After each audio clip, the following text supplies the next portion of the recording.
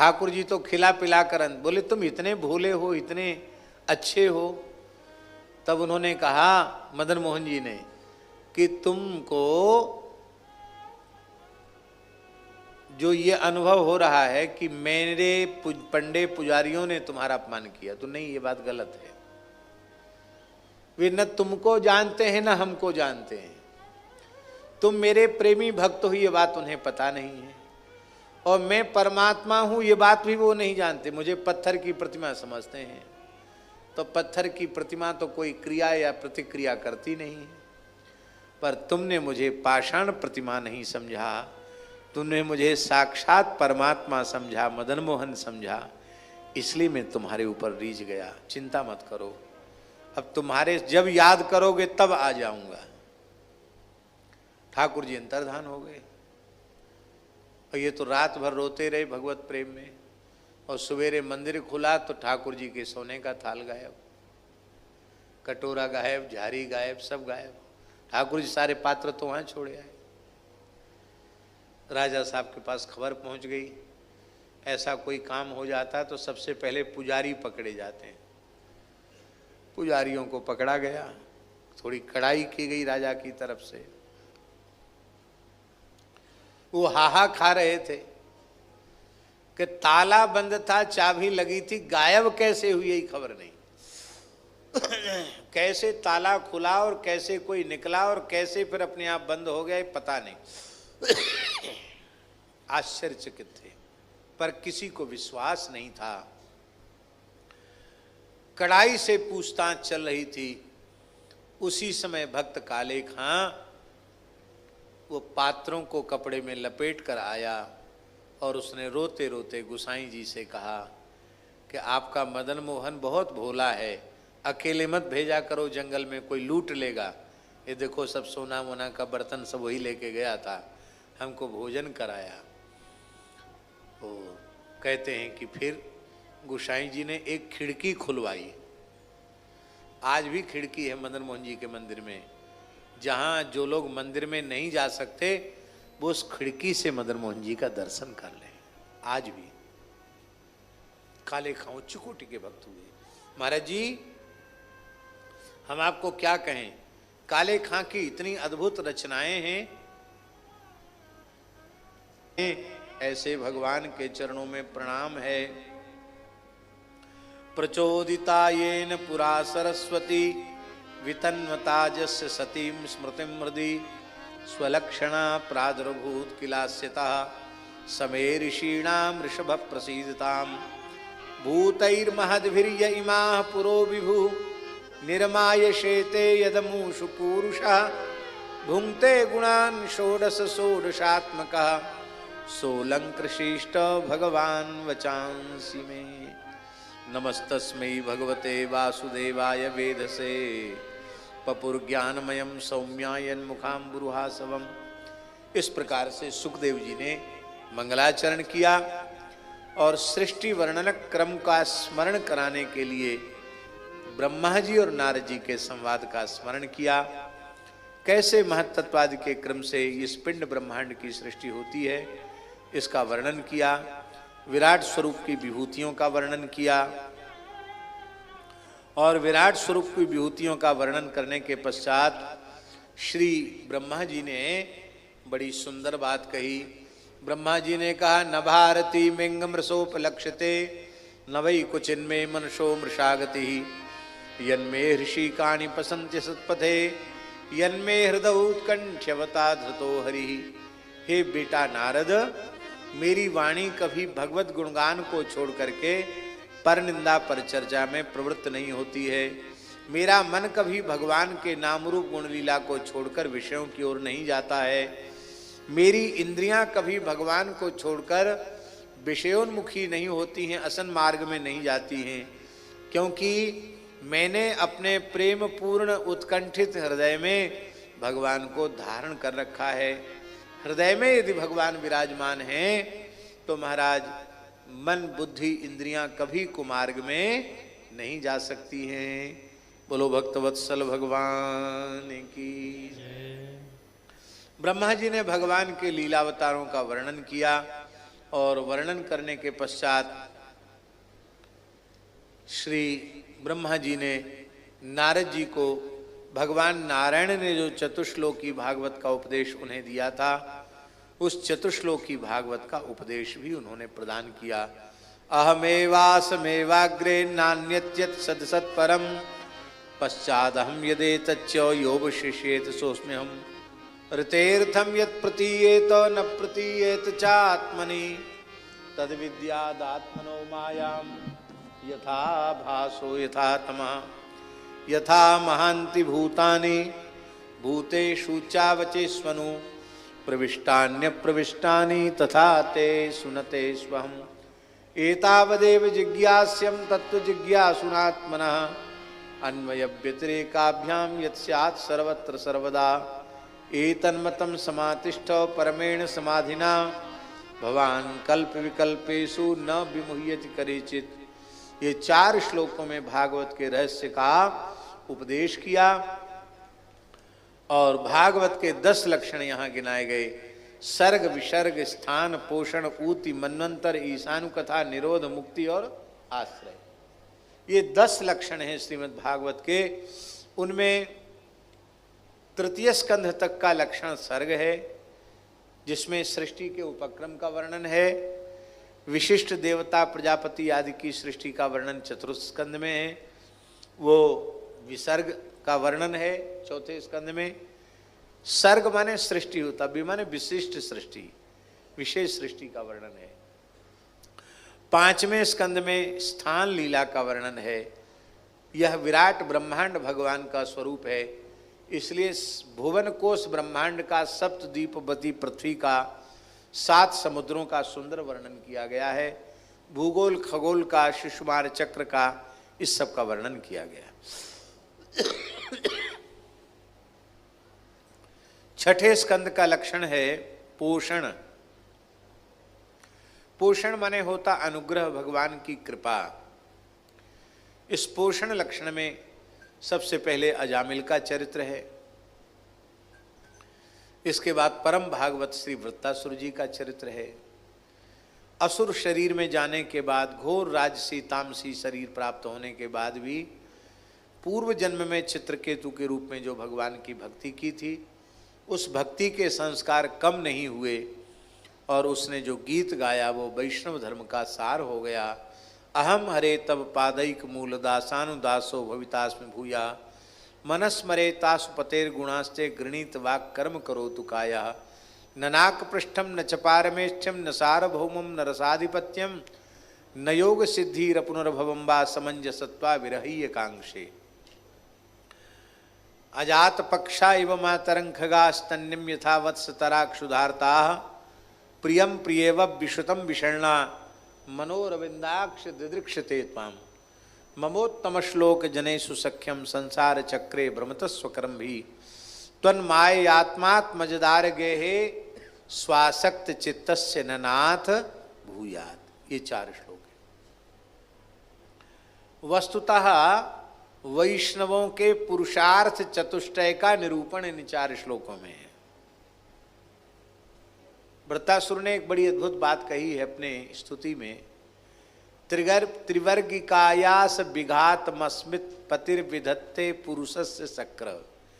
हे शक्र, अस्मत् पति, हमारे जो पति भगवान हैं, वो जब अपने शरणागत भक्त पर ज्यादा कृपा करते हैं तो उसके त्रिवर्ग का नाश कर देते हैं। त्रिवर्ग जानते हैं किसको कहते हैं? धर्म, अर्थ, काम और मोक्ष।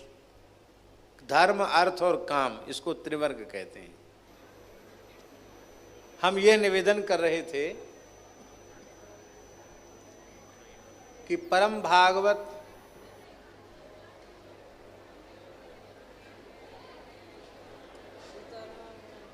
श्री वृत्तासुर जी कह रहे हैं कि हमारे प्रभु जब ज्यादा कृपा करते हैं अपने शरणागत पर तो उसके त्रिवर्ग का नाश कर देते हैं। बहुत ध्यान से सुने, बड़ी गंभीर बात है।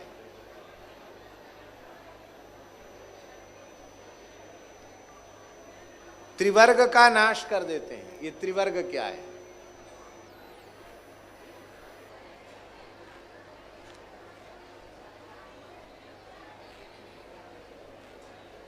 धर्म का नाश कर देते हैं। बड़ी विचित्र बात है। यदा यदा ही धर्मस्य ग्लानिर्भवति भारत अभ्युत्थानम धर्मस्य तदात्मानं सृजाम्यहम् परित्राणाय साधूनां विनाशाय च दुष्कृतां धर्म संस्थापनार्थाय संभवामि युगे युगे। जो धर्म संस्थापन के लिए आते हैं, बहुत ध्यान से सुने, हे मैयाओ शांत हो जाओ। जो धर्म संस्थापन के लिए आते हैं वही ठाकुर जी ज्यादा कृपा करते हैं तो अपने आश्रित का धर्म नष्ट कर देते हैं।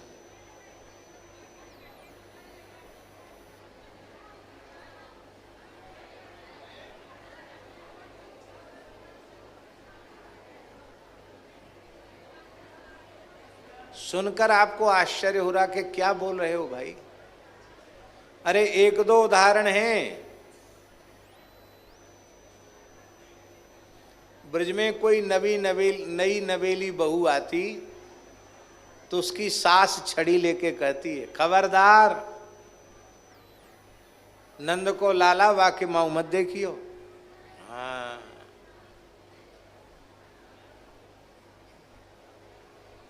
और ब्रज में श्री कृष्ण का दर्शन करके जितनी ब्रज ललनाएं हैं, ब्रजांगनाएं हैं, वे अपना तन मन प्राण सर्वस्व श्री कृष्ण चरणों में न्यौछावर कर देती हैं। तो वो लोग पातिव्रत रहा उनमें? बोलो, ईमानदारी से बोलो। स्त्री का धर्म पातिव्रत धर्म है कि नहीं? अब पतियों में तो भाव समाप्त हो गया। उनको तो वो मिट्टी की मूर्ति बताने लग गई। यहां तक कह दिया, प्रेष्ठो भवांस तनुभृताम किल बंधुरात्मा। सच्चे पति सच्चे प्रियतम तो आप ही हैं, क्योंकि आप सबकी आत्मा है।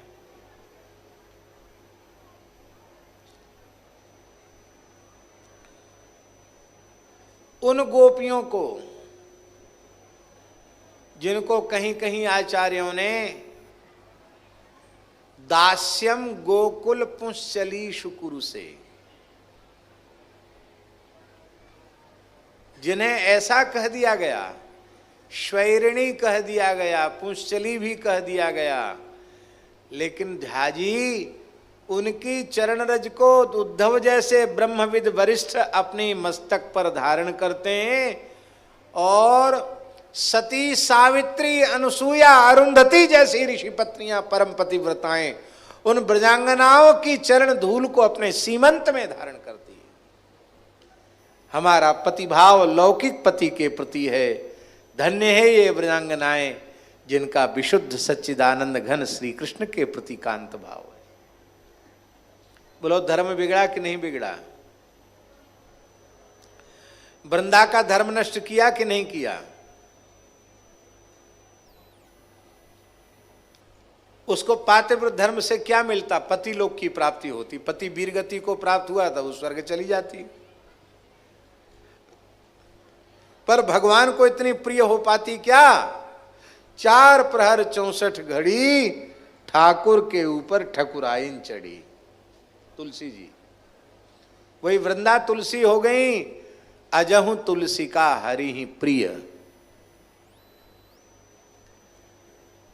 ज्यादा कृपा करते हैं तो धर्म नष्ट करते हैं, और कृपा करते हैं तो अर्थ भी नष्ट कर देते हैं। हाँ, पहले धर्म का नाश, फिर अर्थ का नाश, फिर तीसरा नंबर काम पर आता, काम का नाश। अर्थ का नाश होते ही काम का नाश शुरू हो जाता है। जेब में 1 रुपया न हो, कोई उथल पुथल नहीं होती। और जेब में थोड़ी गर्मी हो तो ये खरीद लें, वो बेच लें, ये बना दो, वो बिगाड़ दो, उसको तोड़ दो, उसको तोड़ दो, यूं कर दो, त्यों कर दो। दुनिया भर का रजोगुण दिमाग में घुस जाएगा। हमारे पूज्य पहाड़ी बाबा महाराज कहते थे कि वो जमाना था जब भेंट दक्षिणा तो कहीं दिखाई नहीं पड़ती थी। भेंट दक्षिणा होती क्या है? पाई चढ़ती थी मंदिर में। महाराज कहते थे कौड़ियों में रंगनाथ जी का मंदिर बन गया। मजदूरी में कौड़ी मिलती थी और कौड़ी वापस कर देते थे और वहां से फिर उनको पैसा नगद मिल जाता था। तो कौड़ियों में मंदिर बना, महाराज कहते थे। तो महाराज जी कहते थे आओ यहां आ जाओ, ऊपर आ जाओ, इधर आ जाओ।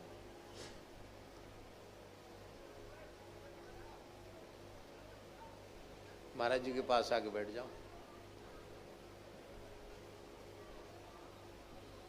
हमारे गुरु भाई हैं, अखाड़े के महंत हैं, विराज।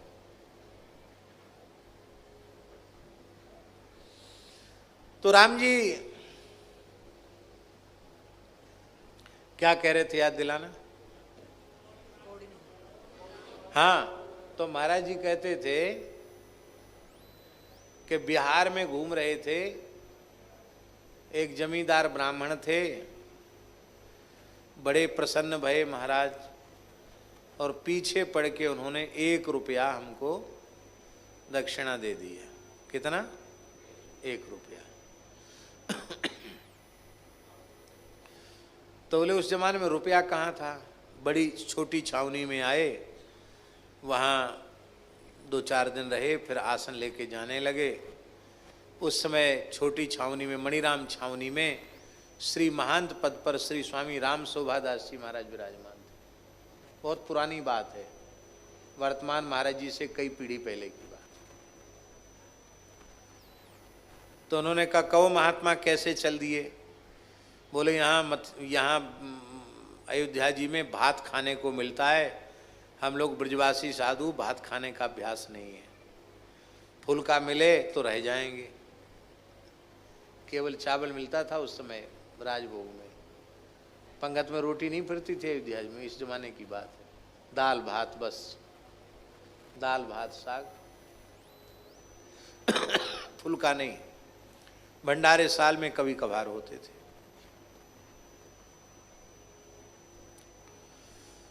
तो ठाकुर जी के भोग में तो रोटी बनती थी, भोग लगता था, वो सीमित बनती थी, और ठाकुर जी के पीछे रसोईया, पुजारी और महंत जी, उनको चला जाता था रोटी।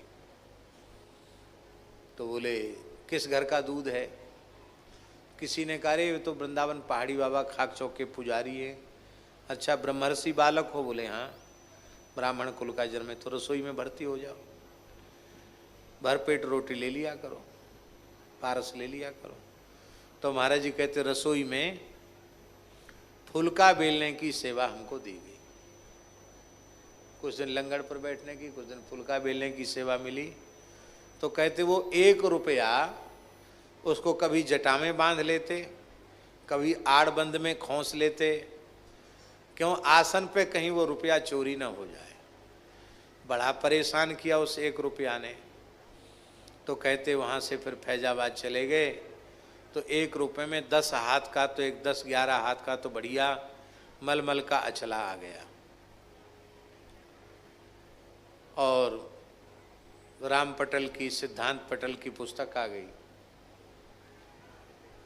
और माला झोली आ गई, तमाम चीज़ें गिनाते थे, इतनी सब चीज़ें आ गईं, और 1 रुपया पूरा खर्च नहीं किया, 2 आना बच गया। कितना बच गया? 1 रुपये में सब सौदा बैरागे का सब खरीदा गया। और बोले अचला, लंगोटी, गमछा, साफी सब 1 रुपये में हो गया, फिर भी 2 आना बच गया। इतना सस्ता जमाना था। तो महाराज जी कहते थे 1 रुपया ने बेचैन कर दिया, भजन में विक्षेप कर दिया, खत्म हो गया, शांति आ गई। तो और ज्यादा कृपा करता हूं तो धनहीन कर देता हूं, और जब धन नहीं रह जाता है तो कामनाओं पर अंकुश अपने आप लग जाता है। धनी मानी व्यक्ति के ही मनोरथ होते हैं, धनहीन व्यक्ति क्या कामना करेगा? कामना करना उसका व्यर्थ है, शांति से बैठा रहे सो ही ठीक है। तो धर्म का नाश, अर्थ का नाश, काम का नाश, और मोक्ष उसको चाहिए नहीं। इतने अद्भुत हैं हमारे पति देवराजेंद्र, तब इंद्र ने कहा कि पुरुषार्थ चतुष्टय की सिद्धि के लिए तो मनुष्य शरीर मिलता है, धर्म अर्थ काम मोक्ष चारों की प्राप्ति के लिए शरीर मिलता है। और कैसा है तुम्हारा पति परमात्मा जो तीनों को नष्ट कर देता, चौथा तुम चाहते नहीं, तो तुम्हारा जन्म तो व्यर्थ हो गया। बोले व्यर्थ नहीं हुआ, तुम लोगों का पुरुषार्थ चतुष्टय अलग है और हम शरणागत भक्तों का पुरुषार्थ चतुष्टय अलग है। जिस धर्म का फल लौकिक पारलौकिक भोगों की प्राप्ति है, उस धर्म का भगवान नाश कर देते हैं और परम धर्म को प्रदान कर देते हैं। पहले श्लोक में वैष्णव का धर्म है। क्या धर्म है? अहम हरे तब पादैक मूल दासानुदासो भवितास्मि भूयः मनः स्मरेता सुपतेर्गुणास्ते गृणीतवा कर्म करोतु काया। यहाँ संबोधन है हरे, हे चित चोर, हे चित्त वित्तहारी श्याम सुंदर, आपके चरण कमल का कोई दास, उसके चरण कमलों का कोई दास, उसका भी मैं दास बन जाऊं।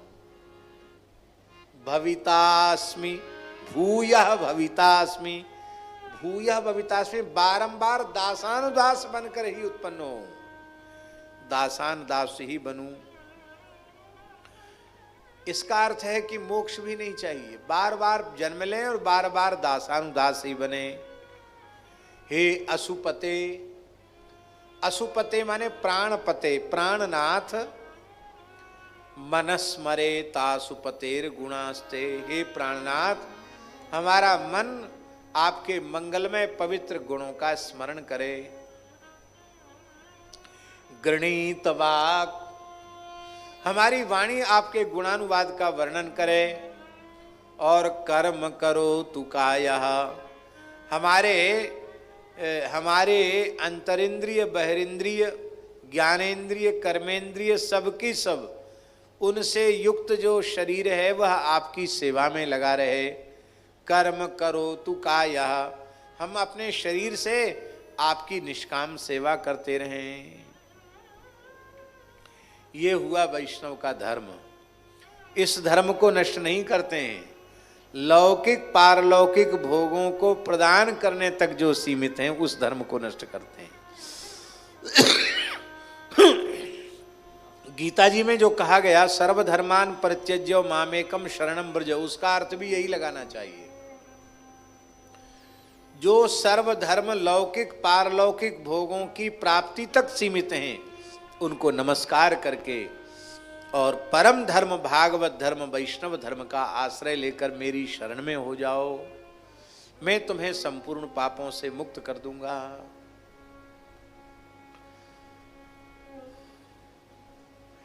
इसके बदले क्या चाहिए? पहला अर्थ हो गया, धर्म हो गया। दूसरा अर्थ, अर्थ रूपी पुरुषार्थ। वैष्णव का अर्थ लौकिक संपत्ति नहीं है।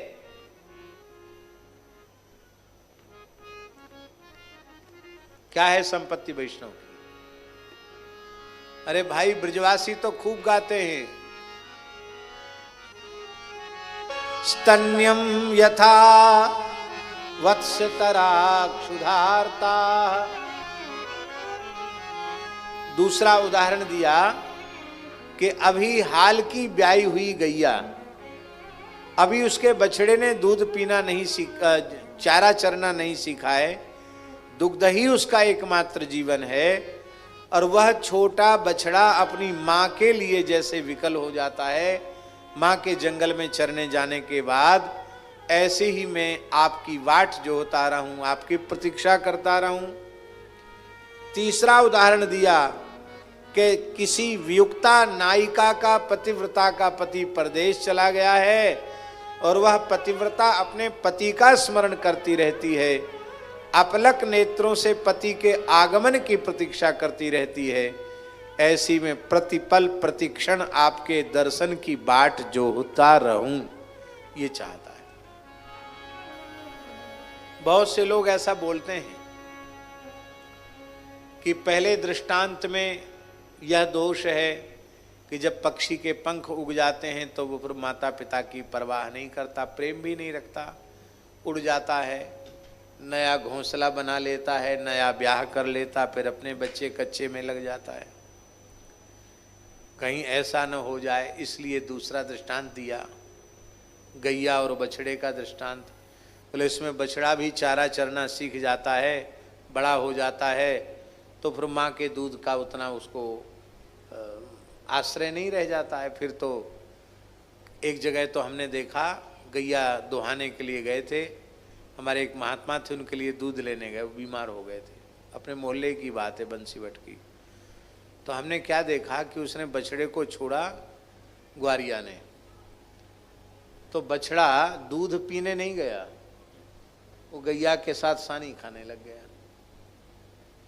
अब बछड़ा मुंह न लगावे तो गैया पिनाए कैसे, तो उसने जबरदस्ती घसीट के थन से लगाया उसका मुंह बछड़े का। बछड़े ने नेक ऐसा किया, पता नहीं भीतर पेट में गया होगा कि नहीं, तब तक उसका मुंह पकड़ के फिर उसने उधर ही कर दिया, खूंटा से बांध दिया गाय के सामने। हमने यह घटना पूज्य गुरुदेव भक्तमाली जी को सुनाई। तो महाराज जी, गैया का बछड़ा गैया के पास नहीं गया, न्यार खाने लग गया, क्या बात है? अरे महाराज जी बोले इसमें कौन सी क्या बात है? वो जानता है कि ये लोभी गोसेवक धार काटते समय गैया खूब दूध दे दे, लात न मारे, इसलिए खूब बढ़िया सानी बनाई है, खूब दाना पानी आटा खूब डाला है, और इतनी बढ़िया सानी बछड़े को कभी मिलती नहीं। तो सोचता दूध पी करके मुंह खराब क्यों करना, पीने तो देगा नहीं, ये मुँह जूठा करते मुंह पकड़ करके दूर कर देगा, तो कम से कम यही 2-4 ग्रास यही खाने को मिल जाए। ऐसी भी स्थिति होती है। ध्यान देकर सुने, जड़खोर गोधाम में 95% से ऊपर गाय कसाईयों से बचाई हुई है, और इसी संरक्षण में से संवर्धन का काम शुरू किया जा रहा है। आप सोचो कितना कठिन है। और दूध देने वाली गाय बहुत कम है, 10,000 से ऊपर गोवंश में दूध देने वाली गाय अधिक से अधिक 400 है, इससे अधिक नहीं।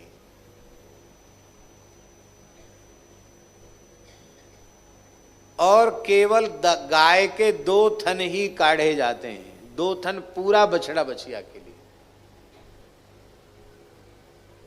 पक्का नियम है यहाँ का, लिखित रूप में। बछड़ा कमजोर हो जाएगा तो ग्वारिया की तनख्वाह कट जाएगी। बछड़ा बछिया कमजोर क्यों हुआ? खिलाने पिलाने में तो कोई रोक नहीं है, तो कमजोर क्यों हुआ?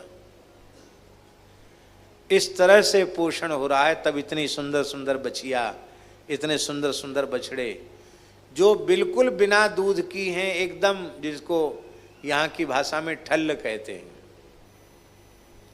ऐसी जो दूध आदि के लिए उपयुक्त नहीं है, उन गायों को भी 1.5 किलो दाना पौष्टिक आहार नित्य मिलता है।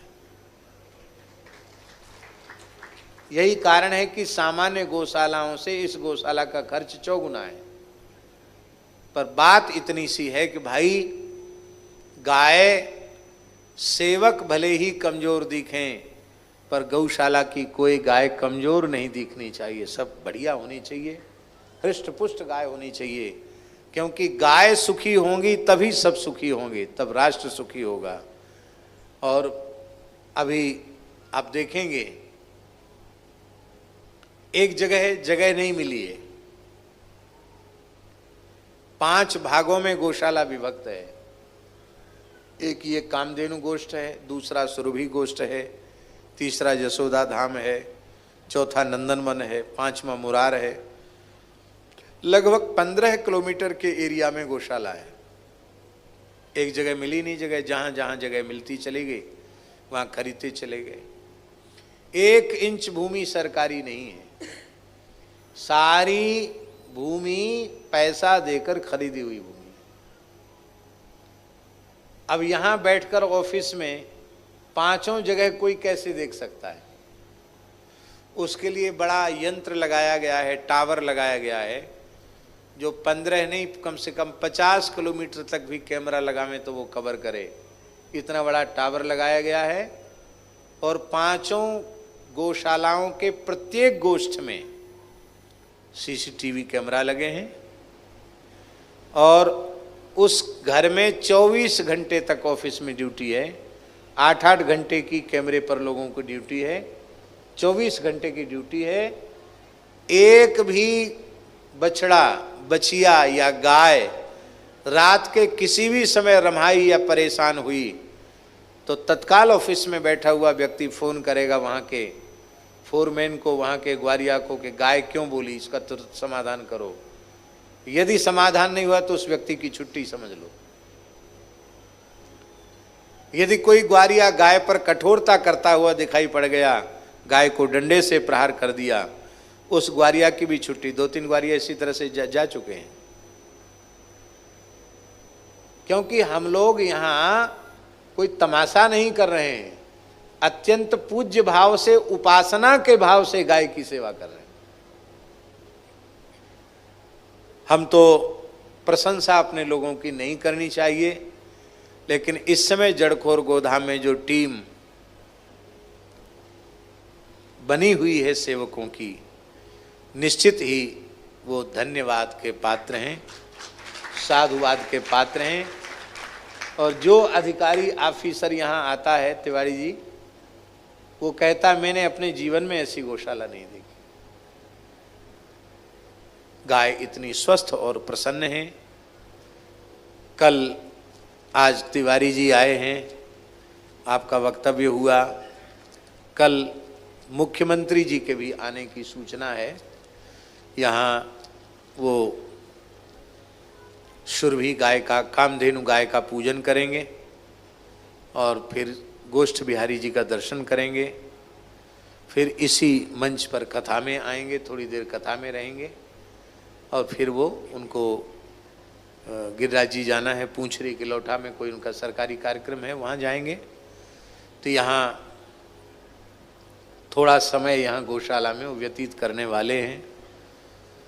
तो अच्छी बात है, प्रदेश में राजस्थान प्रदेश है और राजस्थान प्रदेश में भी ये ब्रज है।